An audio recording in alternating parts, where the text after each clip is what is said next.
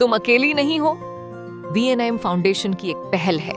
इसका मकसद है महिलाओं को उनकी सेहत से जुड़ी बातों की सही और साफ जानकारी देना, क्योंकि स्वस्थ महिला से ही बनता है स्वस्थ परिवार।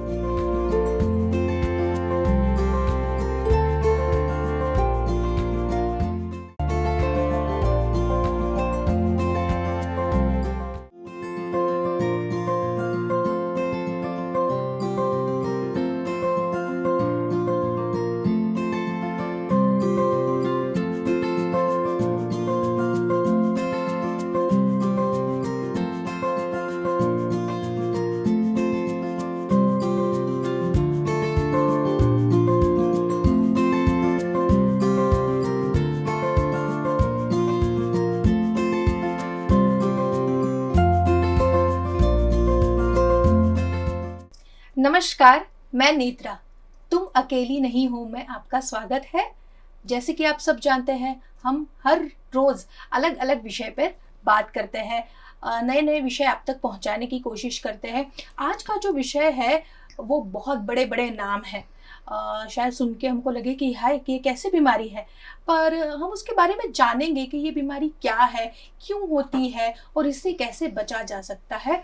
आज का विषय है फाइब्रॉइड्स और एंडोमेट्रियोसिस। ये चीज़ें क्या होती है। और आज जुड़ी हैं डॉक्टर मीनाक्षी पटेल। वे वरिष्ठ स्त्री रोग निष्णात है और वडोदरा के ग्लोबल हॉस्पिटल में कार्यरत है। तो उनसे बात करते हैं और जानते हैं इन दो बीमारियों के बारे में, क्या ये बीमारियां हैं या हमारी जीवन शैली का नतीजा। आइए उनसे बात करते हैं। आपका स्वागत है मीनाक्षी मैडम। नमस्कार। तो जैसे हमने बताया कि ये बहुत बड़े बड़े नाम है, एंडोमेट्रियोसिस और फाइब्रॉइड्स। तो ये दो चीज़ें एक ही है या अलग अलग है और इसमें क्या होता है? फाइब्रॉइड ये एक गर्भाशय में होने वाली गैर कैंसर युक्त गठान है। वो गठान मांसपेशी और रेशेदार ऊतक से बनी हुई होती है। वो गर्भाशय के अंदर और गर्भाशय के ऊपर विकास पाती है। जब एंडोमेट्रियोसिस जो है, वो एंडोमेट्रियोसिस फाइब्रॉइड से तद्दन अलग है। वो गर्भाशय की दीवार जो होती है, बच्चेदानी की दीवार जैसे हर महीने गर्भ रहने के लिए तैयारी करती है, और जब गर्भ नहीं रहता है तो वो दीवार अपने आप मासिक स्त्राव निकल जाती है। वैसी ही दीवार बच्चेदानी की दीवार दूसरे शरीर के भागों में, यानी कि अंडाशय में, फेलोपियन ट्यूब में और गर्भाशय के सपोर्ट्स वाले एरिया में, आंत में, कभी ब्लैडर में और दूसरी जगहों पे विकसित होती है। और ये दोनों बीमारियां ज़्यादातर जब लड़कियां माहवारी शुरू होती है तब से लेके जब उनकी माहवारी परमानेंटली चली जाती है तब तक ये बीमारियां दोनों होती हैं। जैसे आपने बताया कि दोनों ही चीज़ें अलग हैं। और फाइब्रॉइड्स जो होते हैं वो नॉन कैंसरस होते हैं, उससे कैंसर का खतरा ज़्यादातर नहीं होता। और एंडोमेट्रियोसिस सिर्फ जो हमारा शरीर बच्चे को होल्ड करने के लिए जो अस्तर बनाता है, उसकी ज़्यादा ग्रोथ अलग अलग अवयवों में होने से होती है। तो क्या एंडोमेट्रियोसिस कम उम्र से ही होता है महिला को? ज़्यादातर एंडोमेट्रियोसिस प्यूबर्टल एज ग्रुप में, एडोलेसेंट एज ग्रुप में ज़्यादा मरता है। काफ़ी टाइम तो ऐसा होता है कि ये एसिम्प्टोमेटिक भी रहता है। कभी कभी सिम्टम्स में उसको हर पीरियड्स के टाइम पे लड़कियां को पेन ही होता है। ये पेन की उसका दर्द बहुत ही असह्य होता है, और जब मासिक चला जाता है तब ये दर्द चला जाता है। तो ज़्यादातर लड़कियां को ऐसा ही समझ में होता है। घर में सब यही समझाते हैं, ये तो मासिक आया है तो पेन होता है, मासिक चला जाएगा तो पेन चला जाता है, ऐसा ही समझ में आता है। तो एंडोमेट्रियोसिस डायग्नोसिस होने में कभी कभी 3 से 7 साल का समय लग जाता है। तो एंडोमेट्रियोसिस का पहला लक्षण यही है कि बहुत तेज दर्द होना आपके माहवारी के समय दरमियान। और क्या मैम फाइब्रॉइड्स के भी कोई बाहरी लक्षण होते हैं? ज़्यादातर फाइब्रॉइड्स भी पेनलेस होते हैं। अगर फाइब्रॉइड बच्चेदानी की दीवार के अंदर की तरफ बढ़ते हैं, यानी कि सबम्यूकोसल जो फाइब्रॉइड होते हैं उसमें रक्तस्राव ज़्यादा होता है। और फाइब्रॉइड जब बड़ा होता है तो पेनलेस बढ़ता है, कभी पेट बढ़ जाता है तभी पता चलता है, कभी फाइब्रॉइड की गांठ बड़ी काफ़ी बड़ी भी हो जाती है तभी भी पता नहीं चलता है। औरत को पेट के ऊपर जांचने से पता चलता है कि मेरा पेट कट्ठन क्यों हो गया है, ऐसे पता चलता है। सबसे पहले हम तो एंडोमेट्रियोसिस और फाइब्रॉइड के सामान्य लक्षण क्या होते हैं वो आपको बताते हैं। किस किस लोगों को ये ज़्यादा होता है वो भी महिलाओं को जानना जरूरी रहता है। ये चीज़ें सामान्यतः एंडोमेट्रियोसिस एंड फाइब्रॉइड दोनों पारिवारिक समस्या यानी कि हेरिडिटी होती है। जिसकी माँ को फाइब्रॉइड हुआ होता है उसकी बेटी को फाइब्रॉइड होने की संभावना नॉर्मल से 3-4 गुनी ज़्यादा रहती है। वैसे फिर स्मोकिंग, ड्रिंक्स, ये सब जो बढ़ता है खाने पीने की चीज़ों में, ये भी फाइब्रॉइड और एंडोमेट्रियोसिस का ग्रोथ ज़्यादा करता है। दूसरी चीज़ होती है रोग प्रतिकारक शक्ति जिनकी कम होती है उनको भी ये चीज़ें ज़्यादा होती है। जीवन में व्यायाम का अभाव यानी कि बैठाड़ू जीवन शैली जिसकी होती है ना, आजकल तो सब घर में काम वाली काम करती है, बैठे बैठे ही पानी लाओ, ये लाओ, और कंप्यूटर पे बैठे बैठे, टीवी पे बैठे बैठे जोमेटो कर देते हैं सब। इसकी वजह से ये बैठाड़ू जीवन शैली भी ये सब रोग को बढ़ाने में बढ़ावा देती है। दूसरी बात, विटामिन D3 की डेफिशिएंसी भी फाइब्रॉइड का बढ़ावा करती है। अब आएंगे हम कि एंडोमेट्रियोसिस और फाइब्रॉइड में सामान्य लक्षण क्या होते हैं। फाइब्रॉइड में मासिक के दौरान असहनीय पेन होता है और रक्तस्राव भी ज़्यादा, कभी ज़्यादा होता है, कभी किसी को थोड़ा कम भी होता है, पर मासिक के टाइम पे उसको लोचा गिरते हैं, गट्ठे गिरते हैं। तो मासिक के बीच बीच अनियमित भी ब्लीडिंग होता है यानी कि रक्तस्राव होता है।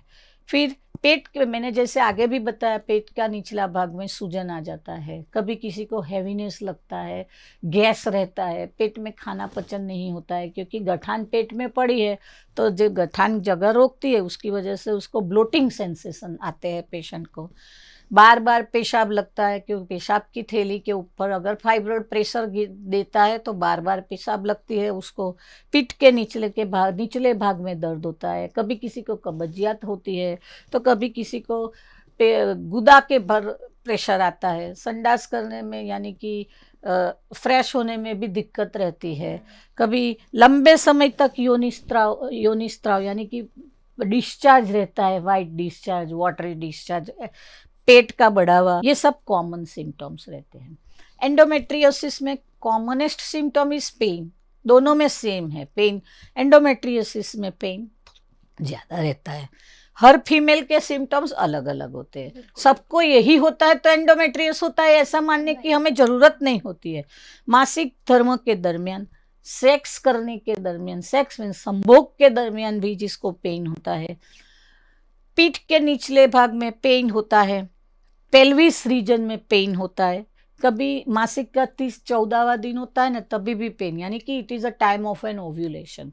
14-15वें दिन पे भी असह्य पेन होता है। मूत्राशय और आंत की समस्या, थकान महसूस होती है, चिंता रहती है कि अभी पीरियड्स आएगा तो ये दर्द होगा, वो दर्द होगा, स्कूल नहीं जा सकूंगी, ये सब टेंशन भी रहता है और पेशेंट खुद अस्वस्थ रहता है। और डाइट का क्या महत्व है इसमें? ये सब बीमारियां जो है उससे हम बच सकते हैं। घरेलू उपाय भी रहते हैं। जीवन शैली में बदलाव लाना, आहार में बदलाव लाना, सबसे पहला नियमित व्यायाम करना। अपने जब भी बच्चे स्कूल जाते हैं ना तो स्कूल में पहले ही पीटी का पीरियड होता है जी।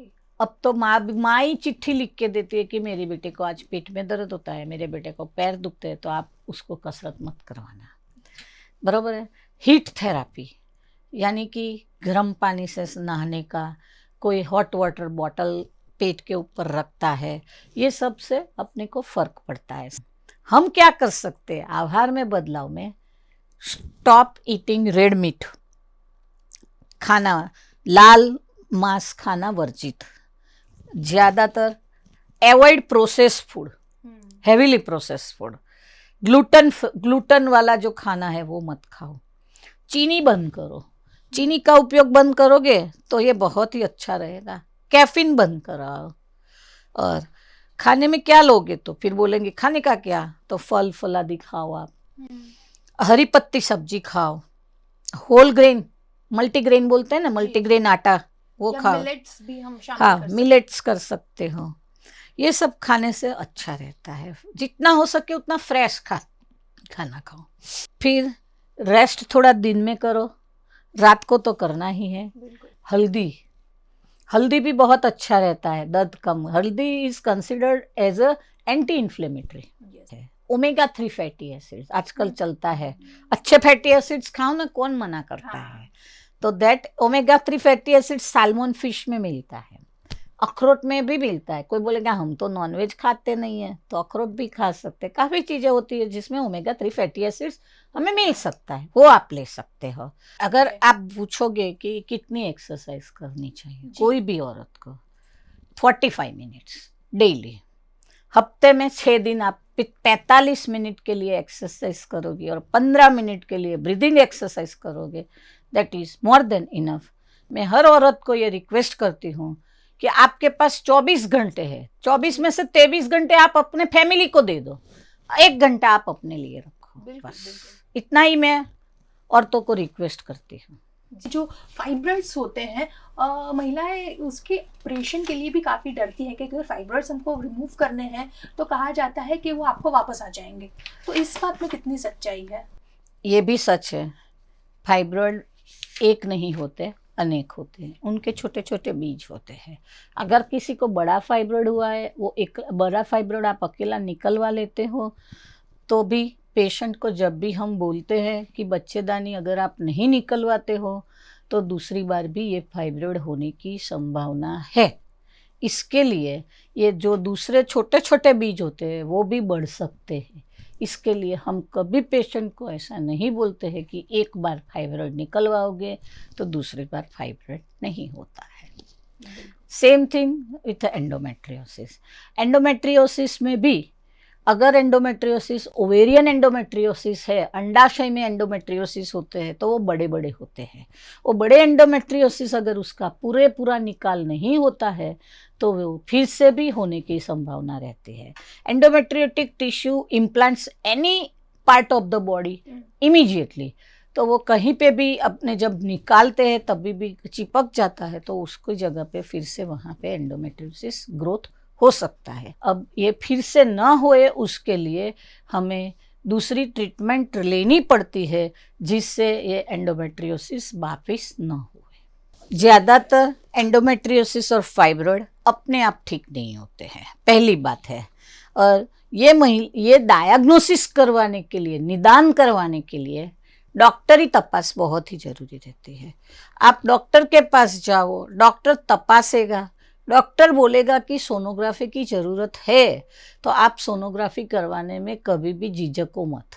इससे कुछ नुकसान नहीं होता है शरीर को। काफ़ी लोगों को ये गलतफहमी होती है कि सोनोग्राफी करेंगे तो बॉडी में रेस चले जाएंगे तो हमें कैंसर हो जाता है। ऐसा कुछ भी नहीं होता है, पर सोनोग्राफी से ही पता चलता है। और एंडोमेट्रियोसिस तो laparoscopy is the gold standard for the perfect diagnosis of the endometriosis. उसी से ही पता चलता है कि आपको एंडोमेट्रियोसिस है। और ये बीमारी समझने की बात है। इसके लिए मैं हर एक इंसान को, घर के फैमिली मेंबर को रिक्वेस्ट करती हूँ कि ये बीमारी है, महिला को डॉक्टर को दिखाओ। डॉक्टर को दिखाने से पता चलता है। घरगथ्थू इलाज करने से पहले एक बार डॉक्टर की राय लेना बहुत ही ज़रूरी रहता है। इन दोनों ही कंडीशंस में, फाइब्रॉइड्स हो या एंडोमेट्रियोसिस हो, उसमें वैधत्व का खतरा रहता है। फाइब्रॉइड और एंडोमेट्रियोसिस दोनों में वैधत्व का खतरा रहता भी है। और प्रेगनेंसी जब रहती है तो प्रेगनेंसी टिकने में भी तकलीफ पड़ती है, क्योंकि पहले तो इम्प्लांटेशन यानी कि गर्भ जहाँ पे स्थापित होता है वो जगह पे गर्भ स्थापित होने में ही तकलीफ होती है, पहली बात। और दूसरी बात, स्थापित होने के बाद भी गर्भ टिका रहना चाहिए जी। उसमें भी तकलीफ होती है। इसीलिए एंडोमेट्रियोसिस का कौन सा स्टेज है उसी हिसाब से उसका इलाज तय होता है। दूसरा, गर्भाशय में फाइब्रॉइड की जो कद होता है वो कितना बड़ा है, वो कहाँ पे है। फाइब्रॉइड का स्थान बहुत अगत्य दर्शाता है, क्योंकि अगर वो बच्चेदानी की दीवार में बाधा रूप आता है तो उससे प्रेगनेंसी रहने में भी तकलीफ रहती है। प्रेगनेंसी रहने के बाद उसको ब्लड सप्लाई और उसमें तकलीफ रहती है, तो प्रेगनेंसी गिरने के भी चांसेस ज़्यादा रहते हैं। फिर दूसरी बात है कि जो अगर बच्चेदानी का फाइब्रॉइड बड़ा होता है तो वो बड़ा फाइब्रॉइड भी गर्भ रहता है तो उसकी दीवार को, बच्चेदानी की दीवार को प्रेशर देता है, तो उसकी वजह से उसको बीच यानी कि 4-5 महीने होने के बाद भी मिसकैरेज हो सकता है।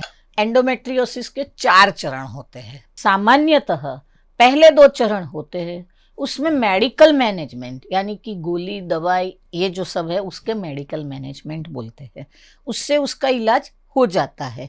पर तीसरा और चौथा चरण में अगर एंडोमेट्रियोसिस का निदान होता है तो उसमें ऑपरेशन करवाना बहुत ही जरूरी रहता है। थाइरॉइड ज़्यादातर 35 से 45 में होते हैं, कभी कभार कोई महिला को यानी कि अर्ली एज में भी होते हैं। और आजकल क्या है कि लड़कियां शादी 30 के बाद करती है, 30 के बाद शादी करती है और बोलती है 5 साल अभी हमें अकेला रहना है, बाद में हम सोचेंगे प्रेगनेंसी। 35-30 के बाद ये फाइब्रॉइड्स और ये सब बढ़ने की भी संभावना ज़्यादा रहती है। तो ये फाइब्रॉइड अगर ये महिला को अगर प्रेगनेंसी चाहिए और फाइब्रॉइड अगर सबम्यूकोजल है और बड़ा है तो उसको पहले फाइब्रॉइड निकलवाना पड़ता है, बाद में वो प्रेगनेंसी प्लान कर सकती है। नहीं तो उसको प्रेगनेंसी रुकने में भी तकलीफ रहेगी, प्रेगनेंसी टिकने में, गर्भ टिकने में भी तकलीफ रहता है। आपने सर्जरी की भी बात की, तो सर्जरी कब करवानी चाहिए और कितनी सेफ सर्जरी होती है? सामान्यतः जब छोटे फाइब्रॉइड होते हैं और इंट्राम्यूरल होते हैं तो वो तकलीफ नहीं देते, तो उसके लिए ज़रूरत नहीं है। पर अगर सबम्यूकोजल फाइब्रॉइड है, वो बड़ा होता है, तो वो निकलवाना ज़रूरी बनता है। फाइब्रॉइड जो बच्चेदानी की दीवार को प्रेशर करता है और महिला गर्भ धारण करना चाहती है तो वो फाइब्रॉइड निकालना पड़ता है और ऑपरेशन सुरक्षित होता है। वैसा ही बच्चे एंडोमेट्रियोसिस में भी ये रहता है। अगर महिला गर्भ धारण करना चाहती है और उसको प्रेगनेंसी नहीं रहती है और एंडोमेट्रियोसिस में उसका चरण 3रा या 4था चरण होता है तो ऑपरेशन करवाना ज़रूरी ही रहता है और वो ऑपरेशन से बाद उसको प्रेगनेंसी रहने की संभावना दुगनी हो जाती है। तो जैसे मैम ने कहा, अच्छा आहार लीजिए, घर का आहार लीजिए, स्वस्थ रहिए, एक्सरसाइज कीजिए, योग कर सकते हैं। तो इसी तरह नए विषय के साथ हम मिलते रहेंगे। तुम अकेली नहीं हो तहत हमसे जुड़े रहिए और जागृति फैलाते रहिए।